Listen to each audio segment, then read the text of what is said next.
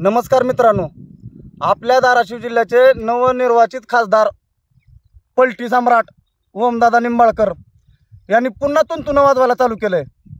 मराठ्यांना आरक्षण हे 50% वर आरक्षणाची क्षमता वाढवून देण्यात यावे आणि ते केंद्र सरकारच्या हातात आहे म्हणून।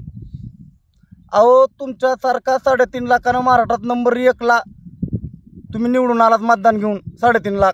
त्याची जाणीव आहे का कशामुळे आपल्याला 3.5 लाख मतदान पडलंय ती? त्याची तर अंतःकरणात थोडी जाणीव ठेवा का तुम्ही ठरविले पक्षाची निष्ठा आणि जातीची गद्दारी। असं काय ठरविलं असलं तर तसं बी स्पष्टपणे सांगा। अहंकार येऊ देऊ नका मनात लगेच। 15 ते 20 वर्ष झालं तुम्ही राजकारण करताय, माझ्या बापाला मारलं म्हणून। 400 लोकांचं बाप मेले तर ह्या 6 महिन्यात, त्याची जाणीव राहू द्या। कुणाला मदत करायला गेला तुम्ही? आर्थिक मदत करायला कुणाला गेला? सामाजिक मदत करायला तुम्ही कुणाला गेला आतापर्यंत? मध्यंतरी राणादादा काहीतरी काळा दिवस म्हणले, त्यांना भरसभेत तुम्ही मार्गदर्शन केलं। बाबा, तुम्हाला पॉझिटिव्ह बोलता येत नाही तर निगेटिव्ह तर बोलू नका म्हणून, शांत बसायचं म्हणून। मग आता तुम्हाला बी ओबीसी मधून जर मागणी करायची नसेल 50%च्या आत, तर तुम्ही बी शांत बसा की। तुम्ही तुमचा शांतपणा कशाला सांगाला? आणि त्याची जबाबदारी कोण घेणार आहे? केंद्रातून ती आरक्षणाची क्षमता वाढवून मराठ्यांना आरक्षण द्यायची, तोपर्यंत अजून आम्ही 1000-2000 बलिदान द्यायचे का? काकासाहेब शिंदे पासून कालच्या प्रसाद आपले देटे अण्णाच्या आत्महत्येपर्यंत तुम्ही कुणाला आजपर्यंत मदत केली? त्याचं उत्तर आहे का तुमच्याकडं? अहंकारात जाऊ नका मी निवडून आलोय म्हणून। जर आमची बाजू जर तुम्हाला मांडायची नसेल, आमच्या कमीत कमी लेकरबाळाच्या अन्नात विष घालवायचं तर तुम्ही थांबवा। आणि तुम्हाला एक माझी परखड असं माझं मत आहे की तुम्ही अहंकारात अजिबात जाऊ नका।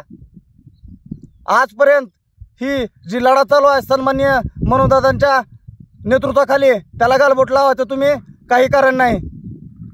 जर तुम्हाला निवडणुकीच्या आधीच माहित होतं ही मागणी आत्ताची नव्हती की आम्ही 50%च्या आत आरक्षण मागायला ओबीसी मधून, जिथं आमच्या नोंदी सापडल्या सरकारी तिथून, तरी बी तुम्ही दोनदा कशामुळे गेलता? तुम्हाला त्यावेळेस भूमिका माहित नव्हती का मनोजदादाची की बाबा हे आरक्षण कोणत्या प्रकारे मागायला ते म्हणून? हा का निवडून आलं की पुन्हा तुम्ही पलटी मारायला आणि तुम्ही आम्हाला ज्ञान शिकवायला? कोण जबाबदारी घेणार केंद्रातून आरक्षण द्यायचे? तुम्ही घेणार आहात का? आहेत का तुमची सत्ता केंद्रात? तामिळनाडूचं तुंतुन आमच्या पुढे सतत म्हणजे वाजवता तुम्ही, ती टिकलं। अहो, कालचा बिहारचा विषय तुम्हाला माहित नाही का? 50%ची मर्यादा 65% नेलेली। सुशिक्षित आमदार आहात की तुम्ही? असा विपर्यास करू नका। आमच्यात मतभेद निर्माण करायचं काम करू नका तुम्ही। जनता सुज्ञ आहे। तुमच्यासोबत फिरणाऱ्या सुद्धा मी बगल बच्चांना सगळ्याला सांगतो, तुम्ही अजिबात तुमची जोपर्यंत भूमिका स्पष्ट होत नाही तोपर्यंत तुम्ही मराठा आरक्षणावर कुठेही वक्तव्य करायचं नाही। सकल मराठा समाज धाराशिव आणि महाराष्ट्राच्या वतीने तुम्हाला सांगतो मी। कशामुळे तुम्ही पुन्हा त्या आरक्षणाच्या विषयावर बोलून आमची दिशाभूल करायचा प्रयत्न करत आहात? आपलं काम भागलं की वेगळं वक्तव्य, काम व्हायच्या आधी वेगळं वक्तव्य, ही खुडीलपणा करून टाका। लय तुम्ही धाराशिव जिल्ह्यात आजपर्यंत विकास केलाय, म्हणून धाराशिव जिल्हा दारिद्र्य रेषेखाली 3 नंबरला आहे। राजकारणाचा विषय आम्हाला काढायचा नाही कसल्याही प्रकारे। एक चूक दादानी केली ती राणादादांनी, काय जनता असतील काय नाही ती दिले, त्याचा अहंकार तुम्हाला येऊ देऊ नका की आम्ही 3.5 लाखांनी निवडून आलो म्हणून। अजिबात नाटकं करायची नाही ती कोणी सुद्धा। कशा प्रकारे सगळे ओबीसी नेते एकत्र यायलेत आणि मराठ्याच्या अन्नात विष घालवायचं काम करायलेत हे तुम्हाला देखील चांगलं माहित आहे। मग का तुम्ही त्यांना राजकारणाची गरज नाही, त्यांना निवडून यायची गरज नाही, मग तुम्हाला सगळ्या मराठ्याच्या नेत्याला निवडून यायची गरज आहे का? आणि राजकारण करायचं का तुम्हाला खानदानी कंटिन्यू?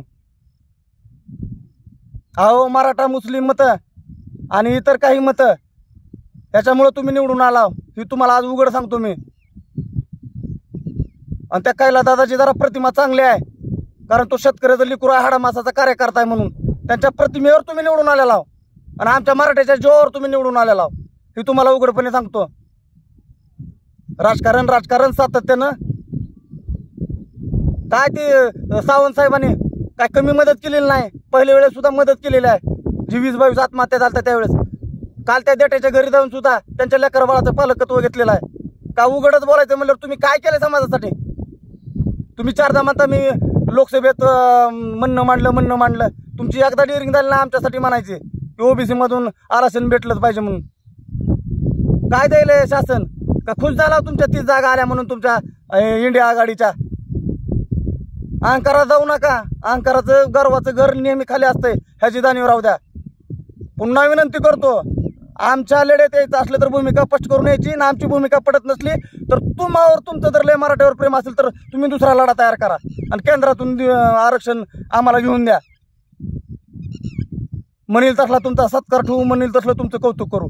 जी गोष्ट शक्य नाही, जी गोष्ट पुढच्या 50 वर्ष 100 वर्ष शक्य होत नाही, ती तुम्ही आमच्यावर लादायचा प्रयत्न करत आहात का? पुन्हा हात जोडून विनंती आहे, नका तुम्ही असं करू.